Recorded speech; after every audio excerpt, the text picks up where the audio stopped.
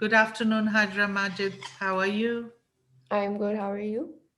I'm here on behalf of Cambridge University, St. John's College, to talk to you a little bit about your course of study.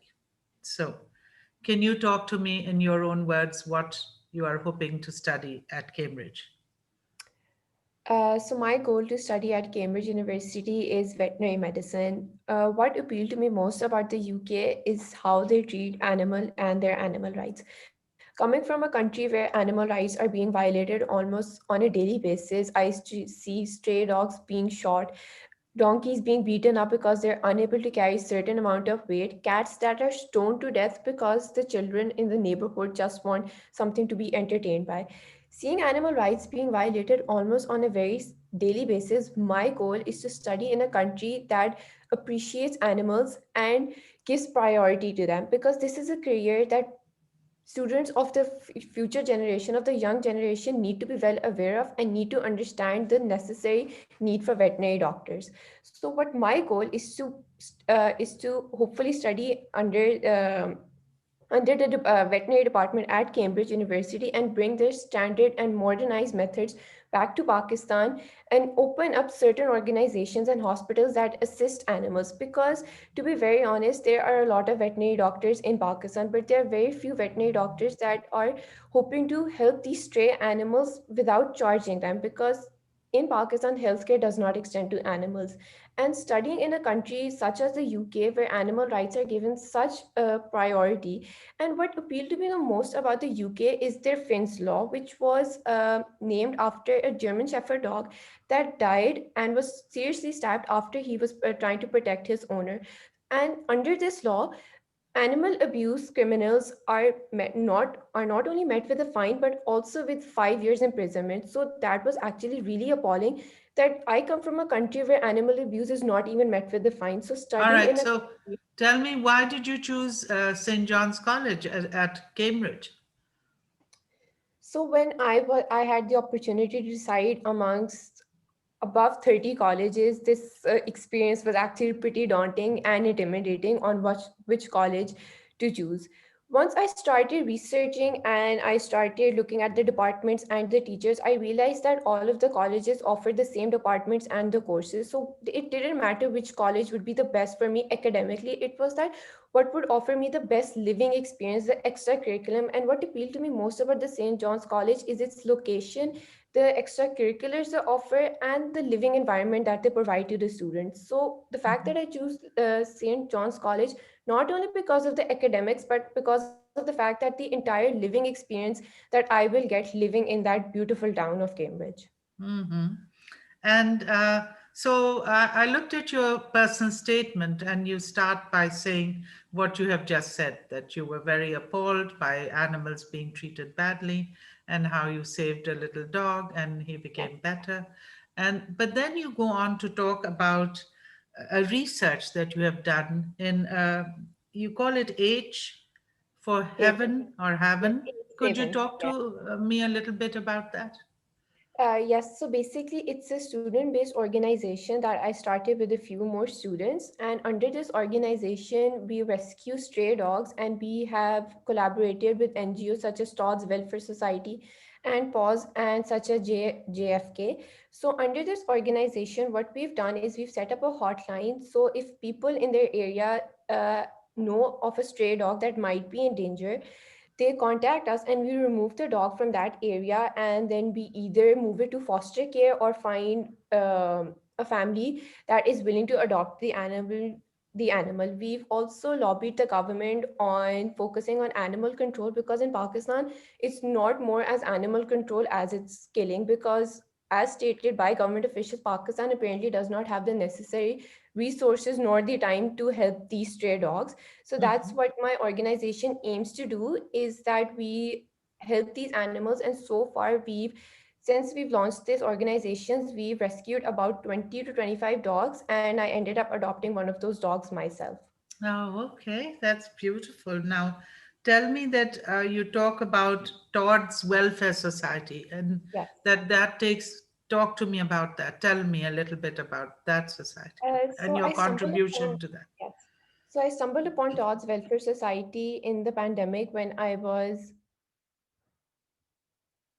Miss, can you hear me?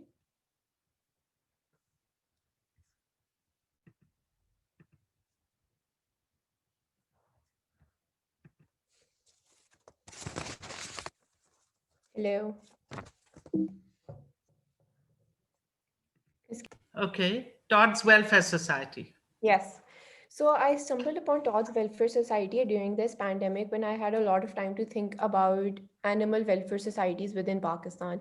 So after a recent incident in Pakistan regarding the Tollington market, where after the country was forced to lock down, the local animal market was shut down, and the owners did not even have the time to remove the animals from that market. So after an animal rights activist, Aisha Chundrigar, rescued these animals, when she entered the market, she found thousands of animals dead who had starved to death and because of suffocation. So it was a pretty daunting experience. And when I researched and further looked into this topic, I've stumbled upon Todd's Welfare Society. I worked with them for a charity drive that they organized collaborative with an NGO called Arzu, and I took part in it. And I also donated a number of toys and clothes to for those animals. And what I stumbled upon was that Todd's Welfare Society is not only looking for donations, people are willing to donate. They have a lot of donations and charitable people who are willing to help them. But what they need are professional doctors that are going to help these animals. They have the resources, they have the money, they have the foster care to help these animals. What they don't have are the professional veterinarians.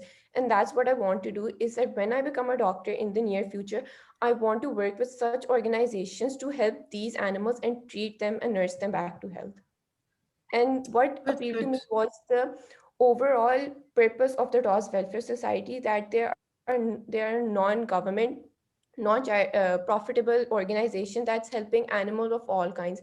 They're not only limited to cats or dogs. They rescue a variety of animals, and what they're looking is to expand to other cities as well. They're currently working in Lahore and Islamabad and Sialkot and Karachi, but what they're looking is to expand to further cities and remote areas. And what shocked me the most is that people actually want them to spread out, because people do realize the need for such organization and such shelters. So that's going to be one of my aims, to work with Todd's Welfare Society in the future and such organizations as well. Right, right. And you talk about an internship you did with a veterinarian doctor. Did Yes, you do that? Yes. Can you yes, talk to us about that? yes, I interned at the local Pets and Vets clinic in the summer break in quarantine. So I did a around 3-month internship with them, which collaborated about 10 to 12 weeks. And under that, I was working under Dr. Iman, which is the head and a very renowned veterinarian in Lahore. So under my internship, at first I was allowed to observe surgeries and observe the veterinarians and the professional doctors treat the animals. But as I spent my time there, I was taught the basic vaccination skills, the basic grooming skills. I was taught how a vet has to communicate with the pet owners, because that's one of the challenges of a veterinarian, to be able to understand the pain of a voiceless creature and communicate that to their very concerned pet owners. So communication was one of the skills that I was taught at that clinic. And basic grooming skills, I was taught on the animal feed and how to identify what the animal is suffering from. So since I was an A So, level so student, that brings me to my next question, because in your personal statement you have a different piece of interest also you have written about, so about biology and chemistry and how they interact. And so, tell me yeah, about it. What and environmental management also you talk about. So let's yeah. go piece by piece. Let's talk about biology and chemistry. How do they connect? Okay, so since the very beginning, as far as I can remember, I've had an immense passion for biology. Chemistry wasn't always a very keen interest of mine, but as I studied this topic and I got the necessary knowledge from my teachers in GCSE, I developed an immense love for chemistry as well. And as I started my A levels, I understand that these two subjects are very interconnected. So while I study biology on a very cellular level, chemistry I study on a very molecular level, and the two are very interconnected. And since I've always had a very immense sort of curiosity towards biology and the human body and the way biological systems work, I realized that it's the chemistry behind them that has attracted me towards these subjects, and I am very keen to learn them, hopefully in the future at Cambridge University. Excellent, excellent. Now, you read a lot. Do you read a lot? Yes. So you've talked about one or two books, and I would like to know a little more about them from you. So there's an author called Kay that Yes. you talk about, who has written about the euthanasia of the companion animal. Yes. Has she or he written more books, or is this her only book? I don't know if it's a he or a she. First, you have to tell Uh, me that. Kay. it's a he, William J.K. Okay. Hmm. And he has written a very few books on veterinary medicine as well. So basically, the purpose of this book is that the use of euthanasia on animals raises a lot of questions. It's a very daunting and it's a very difficult and hard question to ask people. It raises a lot of moral, ethical factors that he has addressed in this book, collaborating with around 37 other articles and doctors, and he has combined them under one single book and has discussed them under very different topics and headings. So first of all, he talks about what on what circumstances and in which situations does the use of euthanasia become reasonable and acceptable. So first he talks about that, then he later on goes to talk about the the feeling of pet loss and the grief that pet owners experience, and then he goes on to discuss whether this grief affects the pet owners as well, and especially children. So basically, under this book, since this topic raises a lot of ethical and moral questions, he has discussed each topic by topic and addressed them in a very mannerly and a very professional way, using articles and references from various veterinarians, and talked about mainly the fact that the use of euthanasia, even though it raises a lot of ethical and moral questions, what he has highlighted under this book is when it's justified to put an animal down, And not only when it how has did that help you? How did it reading actually this book help?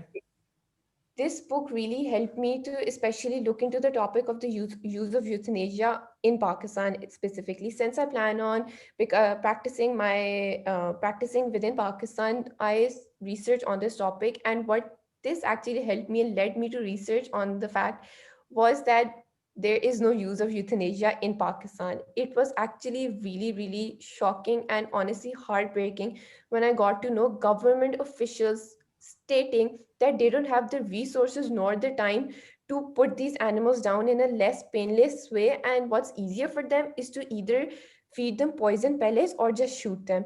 So what this raised me to believe is that there need to be professional veterinarians in Pakistan that are willing to help these animals, because in Pakistan, what putting down animals is mainly concerned with dogs especially, and the spread of the disease rabies. Since it's a very contagious disease, that's a very main concern in Pakistan. So that's what I believe, that since I read this book, it led me to believe that there's a lot of need for veterinary doctors within Pakistan that are going to be willing to vaccinate and be able to identify the dogs that are diagnosed with rabies and that are not diagnosed, and that they need to be put down in a very civil and humane manner that leads to Humane, right? deaths. And and then you talk about Kung's book on being Yes, a veterinarian. And yes. how did that inspire you? How did that inspire you? So I was not one of those students that had planned on becoming a vet from a very young age. I had actually recently indulged into this experience and into this field. And the first book that I read was by Kang on being a veterinarian. In this book, she's a veterinary doctor herself. So she talks about an experience that she had in an interaction with her dog, and after which she passed away. So she dedicated the book to her dog, Monty. So in this book, she talks in a very informal and a very relatable language talking about the experience that a veterinarian may have to face during and after they get their degree. So, under this book, she emphasizes on the fact that it's not only about the academic challenges that a veterinary doctor must face, but she focuses on the emotional and the psychological challenges that a doctor faces and the hurdles that they are gonna face because of this field, because they're working with organisms and creatures that cannot speak up for themselves. They are unable to express their pain. So it has a lot of emotional baggage, and it has a lot of emotional aspect on the veterinary doctor as well. So she focuses on that, and this book really inspired me into pursuing this career. And I think that anybody who wants to become a veterinary doctor, or even has a very keen interest in this field, must definitely read this book, because it was absolutely inspiring to read about someone who talks about veterinary medicine from such passion. Mhm. Um, all right. So, do you have any questions from us? Yes. One of the biggest questions I have, since we've been dealing with COVID for the last year and a half, what I want to know is, in your opinion, has COVID affected veterinary medicine in any aspect? Good question. And I'm going to talk about how everything basically starts from affecting the environment. Since in Pakistan, a lot of environmental issues have risen up, and I have worked with certain environmental NGOs in the past years. So I'm going to talk about how affecting the environment and polluting the environment has caused damage to animals, and how it is being becoming a burden on veterinary doctors to treat these animals, and how government officials do not have the necessary resources to treat these animals. So what the solution to this is actually to see the cause of these problems, which is the environment being affected. If it's the land animals, they're suffering because of land pollution. If it's the marine life, it's being affected because of the water pollution. So,